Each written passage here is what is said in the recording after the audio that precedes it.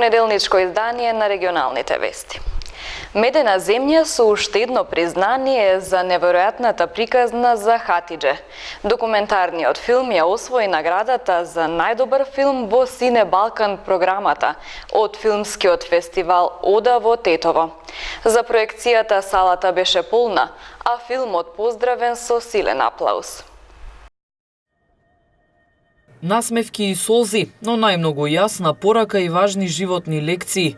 Прикажувањето на Медена земја во Тетово предизвика силни емоции и громогласен аплауз за наградуваното ремек дело на Тамара Котевска и Љубомир Стефанов. Дел од Тимотеј Тетовецот Самир Љума, кој бил еден од задолжените за снимањето на филмот. Тој ни раскажа како дошле до неверојатната приказна за Хатидже. Требаше да биде едно видео документирање на еден процес за проект на заштита за животна средина, Брегалничкиот регион поточно. Требаше да испорачаме видео за 3 месеци. Се случи да ја пронајдеме Атидже и низината приказна, која не знаевме во кој правец ќе се развива. И испадна 3 години снимачки и 1 година монтажа за да доживее филмот премиера на Санденс. Филмот започнал како проект, финансиран од Швајцарската агенција за развој, постојано наидува на воодушевување и позитивни критики од гледачите, освои бројни награди, а во саботата ја доби наградата за најдобар филм во Сине Балкан програмата во рамките на филмскиот фестивал Ода во Тетово. Љубениците во филмот очекуваат Медена земја да се закити со најпрестижната награда Оскар. Во Гостивар се организира дводневен саем на книгата на кој учествуваат десетина издавачки куќи. Штандовите на плоштадот денес ги посети и градоначалникот Таравари, кој им порача на гостиварци што повеќе да читаат. Денес и утре на градскиот плоштад во Гостивар се одржува мини саем на книгата. Со литературни дела од различни жанрови на албански јазик учествуваат десетина издавачки куќи. Настанот го организира Сдруженијето на албански издавачи во Македонија со поддршка на општината. Градоначалникот Арбен Таравари ги посети штандовите, ја разгледа понудата, си купи книга и им порача на гостиварци што повеќе да читаат. Јас мислам дека во последно време се повеќе ние како граѓани, посебно во Република Македонија, многу малку книги се продаваат и многу малку се читаат. Имајќи во предвид дека нашата интелигенција се развива по зависност од тоа колку читаме, би препорачал на граѓаните на Гостивар што повеќе книги да се купуваат. На прашањето колку има време за читање и каква литература преферира, градоначалникот одговори. Јас искрено порано читав многу повеќе од колку сега. Последните 5-6 години, да речам, додека работев со лекар, како лекар, можеби 90% од книгите што ги читав беа нови настани што се случуваат во неврологијата и поточно за невродегенерација. Меѓутоа никогаш немаше вечер да не заспијам со книга. Повторно 2-3 книги ми стојат секогаш над глава. Се повеќе читам политички книги. Сум бил лаик за тоа, меѓутоа сега читам веќе некои статистики, некои книги издадени од одредени автори од Македонија, па и надвор од Македонија, странски, кои напишале за политиката. Практично сум ученик по политика. Како што објасни председателот на Сдруженијето организатор Абдул Меджид Салиу, настанот во Гостивар е дел од поширок проект наречен Патуваме со книгата. Меѓу следните градови кои ќе ги посетат е и Тетово. Изградбата на хидроцентралите на реките на Шарпланинскиот масив немилосрдно ја уништуваат природата, реагираат невладините организации. Последниот случај, како што велат од иницијативата да ја спасиме Попова шапка, е регистриран во местноста Лешница, каде на река Пена интензивно се гради мала хидроцентрала. Поради изградбата на хидроцентралата во местноста Лешница уништена е шумската површина во оваа недопрена природа. Од иницијативата да ја спасиме Попова шапка, вела дека нема да дозволат и тоа што останало на шара да се одземе заради лични интереси и профит на одредени поединци. Реките се пренасочуваат, се уништуваат, се отварат нови патишта, непотребни, значи целиот масив на Шарпланина се сече, значи има доста големи последици. Да го кренеме гласот, Лешница нема да го пуштиме така. Значи ако треба сите ќе бидеме горе, сите ќе протестираме за да не се случува тоа уништување на таа убавина. Истакна Хамди Сулеймани од иницијативата да ја спасиме Попова шапка. Отаму додаваат дека властите намерно ја одолговлекуваат постапката за прогласување на шара за национален парк, се со цел да се узурпира и искористи секоја педа од оваа природна убавина, додека истата не се заштити со закон. Во горната страна на кај Хадите и во долната страна на кај село Бозовце, значи тоа и намерно се прави во брзина за да се гради тоа, да се комплетира. Затоа задоцнува и шара да остане национален парк, ради тоа што треба некои задоволства на некои политичари и бизнисмени да се завршат и па после да почнува другата иницијатива, иако што има објави секоја година дека нешто се работува во таа насока, но тоа е заглавено бидејќи треба да се завршат овие капитални проекти за нивни цели. Истакна Сулеймани. Речиси на секоја река на шар планинскиот масив се градат хидроцентрали, одземајќи и таа вода која малку остана. 2 лица повредени во сообраќајна незгода на автопатот Скопје-Тетово. Полицијата регистрирала и случај на семејно насилство. При излетување на автомобил од патот повредени 2 лица. Сообраќајната незгода се случила вчера околу 12 часот на автопатот Скопје-Тетово, при што патничко моторно возило Citroen Ксара со тетовски регистерски ознаки, управувано од 60-годишникот Тетово, излетало од коловозот. Во незгодата возачот и сопатничката се здобиле со телесни повреди и биле пренесени во клиничката болница Тетово за укажување лекарска помош. Увид на местото на настанот извршила екипа од СВР Тетово. На локалниот пат за село Пирок Тетовско патничко моторно возило Ауди со тетовски регистерски таблици, управувано од 30-годишникот село Пирок, удрило во велосипед управуван од негов соселанец. Во незгодата со тешки телесни повреди се здобил велосипедистот кој со возило на итна медицинска помош бил пренесен во комплексот клиники Мајка Тереза. Вчера попладне покрај пат во село Рогачево Тетовско бил пронајден починат 67-годишник од Скопје. Од лекар од итна медицинска помош од Тетово била констатирана смрт, без траги на насилство. Увид на местото на настанот извршила екипа од СВР Тетово. По наредба најавен обвинител, телото на починатиот е предадено за обдукција.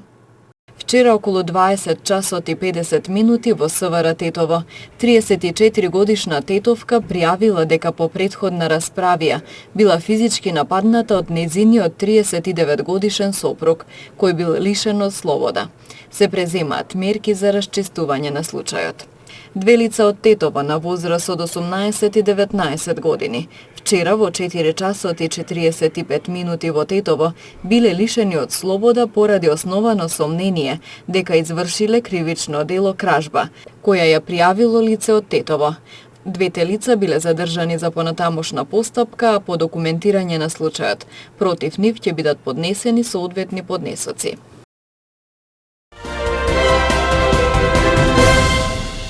Финското председателство со Европската Унија ќе предложи отварање на пристапните преговори со Северна Македонија, а во меѓувреме да се усвои нова методологија за преговори, на која инсистира Франција, се дознава од владини извори. Меѓувладината конференција, како што наведуваат владините извори, би се одржала најдоцна во првата половина од 2020 година. Во новата методологија која ќе се однесува на сите земји кандидати за Европската Унија, според нив, се предвидува реверзибилен процес, односно доколку земјата назадува во преговорите, повторно да се врати на поглавието во кое не е забележан очекуваниот напредок. За предлогот на финското председателство вечерва треба да расправаат амбасадорите на Европската Унија на така наречениот Корепер состанок, но не се знае дали предлогот ќе биде прифатен пред се од Франција, која всушност бара најпрвен да се донесе новата методологија за процесот на проширување, а потоа да се додели датум за преговори за Северна Македонија и за Албанија. Во обид да ги задоволи француските барања, Финска најави дека во предлог за клучокот, како земја која претседава со Европската Унија, ќе побара и промена на пристапот во процесот на проширување, кој најверојатно ќе добие формална рамка следната пролет. За Албанија, која исто така очекува отварање на преговорите, има сличен предлог, но со 3 забелешки, кои земјата најпрвен треба да ги исполни до почетокот на преговорите со Европската Унија.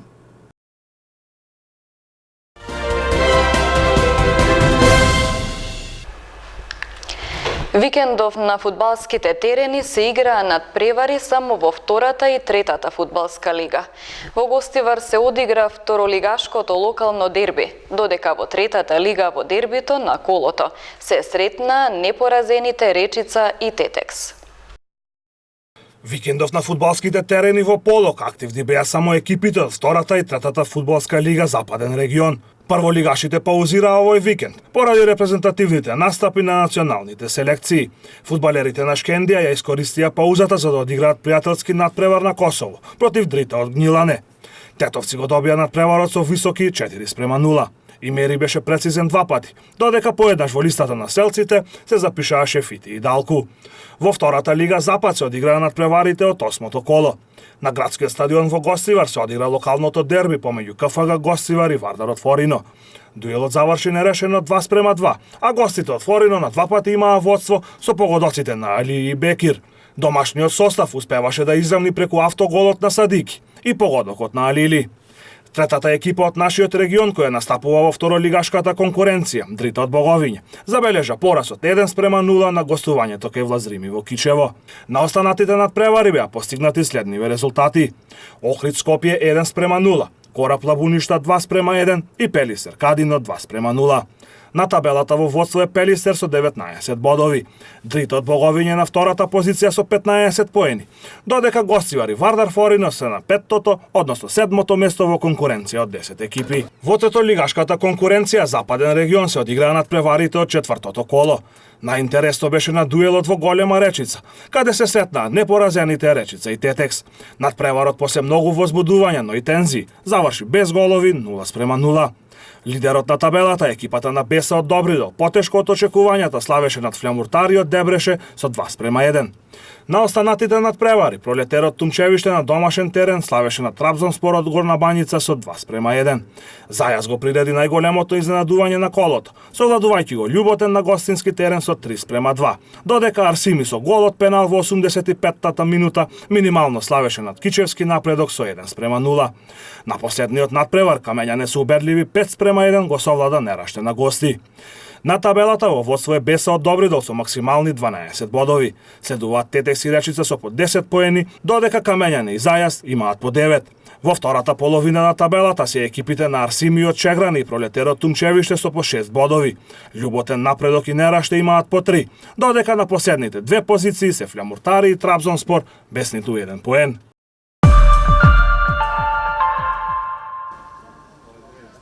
Самоопределување побара од надлежните да ја разјаснат ситуацијата во врска со, како што се наведува, троењето на членови на Централната изборна комисија на Косово. Во соопштението на самоопределување, партија која победи на предвремените избори пред една недела, се наведува дека ковертите не били испратени по пошта, како што е предвидено со закон, туку нелегално ги внесла Канцеларијата за врски на Србија во Приштина. Српската канцеларија и партијата Српска листа, која е поддржана од Белград, пак го негираа тоа и инцидентот го оценија како манипулација во момент кога се формира новиот косовски кабинет. Повеќе од 20 членови на Косовската Централна изборна комисија биле однесени во болница со здравствени, односно алергиски проблеми, откако отвориле неколку гласачки коверти од Србија. Насер Рамадани, раководител на Националниот институт за јавно здравје, изјави дека 9 жени, меѓу кои 2 бремени, биле третирани на чешање и повраќање. Në ora 11:58 në klinikën infektive të qendrës klinike universitare janë lajmëruar 9 pacientë gjinisë femërore, 2 prej tyre shtatzanë me krure të durë dhe intensitet të ulët. 2 nga ato kanë pasur vjellje, të gjitha kishin ndjenjë të diskomfortit dhe frikës. Gjitha rastet nuk kanë pasur sindrom infeksioze dhe gjendja e tyre është stabile. Pacientët pohojnë se menjëherë pas hapjes zarfa brenda në kutit votimeve kanë ndjerë një aromë kundërmuese. Рамадани додаде дека лабораториските резултати се очекуваат за 48 часа. Полицијата го потврди инцидентот, но одби да даде детали, наведувајќи дека била покрената истрага. Председателката на Централната изборна комисија Валдета Дака изјави дека инцидентот го истражува полицијата и оти 15.500 коверти со гласови од диаспората ќе бидат доставени денеска до полицијата. Според првичните резултати, опозицијската левичарска партија Самоопределување освои 26% од гласовите, додека другата опозицијска партија Централно-десничарската демократска лига на Косово 25%. Гласовите од диаспората традиционално одат кај Самоопределување.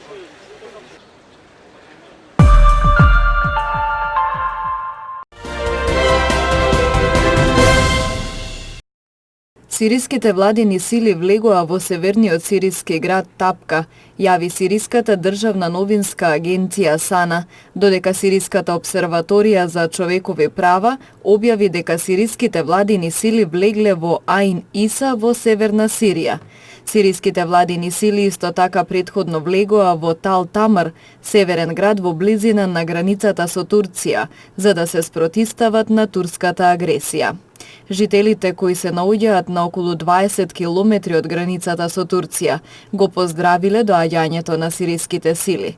Овие извештаи доаѓаат откако сириските курди најавија дека ќе соработуваат со централната власт во Дамаск за да ја одвратат турската офанзива на северот од Сирија.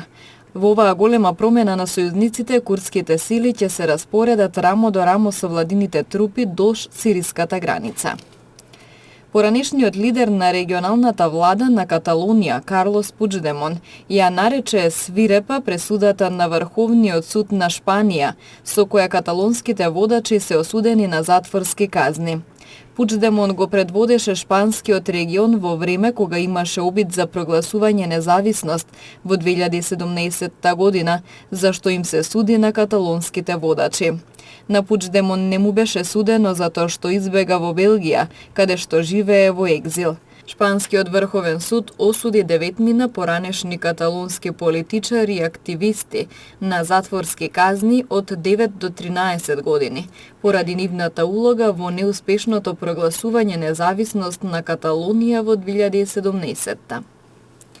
Бројот на настрадани во тајфунот во Јапонија се зголеми на 40, додека екипите за пребарување и спасување продолжиле да бараат 17 исчезнати во областа на централна и источна Јапонија. При ударот на тајфунот повредени се најмалку 180 лица, а околу 38.000 се евакуирани од своите домови. Хагиби донел рекордни количини на дожд, поради што за само 48 часа се излеале 20 реки. Спасувачките екипи ги пребаруваат подрачјата околу надојдените реки во потрага по исчезнатите, а властите предупредуваат на нови врнежи.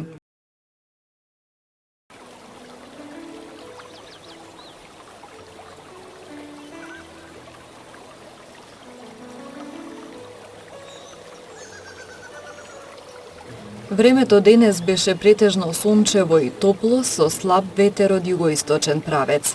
Температурите се движеа во интервал од 9 до 28 степени Целзиусови.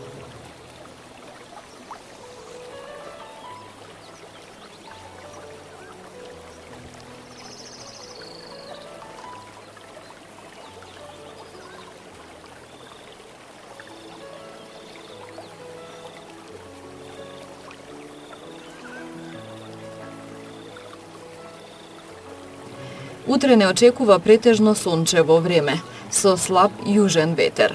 Температурите ќе се движат во интервал од 9 до 28 степени Целзиусови.